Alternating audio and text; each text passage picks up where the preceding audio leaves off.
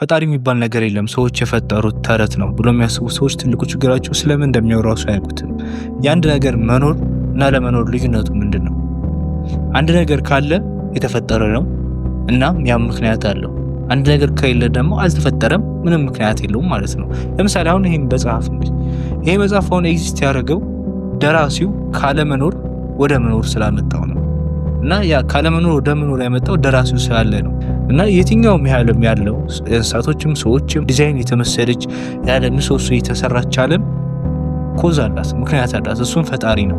እኛ ክርስትና፣ እስልምናና አይሁዶችም የምናምነው በአንድ እግዚአብሔር የምናምነው በጊዜና ቦታ ይወሰን። ሳይንሶች ራሱ ያምናሉ ከሆነ ጊዜ ዓመት በፊት ይቻለም ባዶ ነበረች፣ ጊዜና ቦታ የሚባል ነገር የለም። እና የኛም አምላክ በጊዜና ቦታ የማይወሰነው አምላክ እችን ዓለም በጊዜና ቦታ እንዲወሰን አድርጎ ፈጠራት። ስለዚህ የትኛውም ያለው ነገር ቢኖር ፈጣሪ ያለው ማለት ነው። ኢቭን ማጂክ ራሱ እኮ ነው ወረቀት ምናምን አስቶ ወደ እርግብ ምናምን ቢቀይረው እስቲም ማጂክ ቢሆንም ያ ማጂክ ራሱ በዛም በዚህ ማጂሻኑ ያስፈልጋል። ራይት የሆነ አስማት የሚሰራው ሰው ያስፈልጋል አስማት ራሱ ለማየት። ስለዚህ አንድ ነገር ካለ ፈጣሪው አለ ማለት ነው። ስለዚህ ያ ነው ፈጣሪ ነው እቺ ዓለም የፈጠራት። እግዚአብሔር አለ የምንኖር ሰዎች እውነታ ይዘን ነው ዝም ብለን ምናምን አይደለም፣ በሐሳባችን አይደለም የምንሄደው።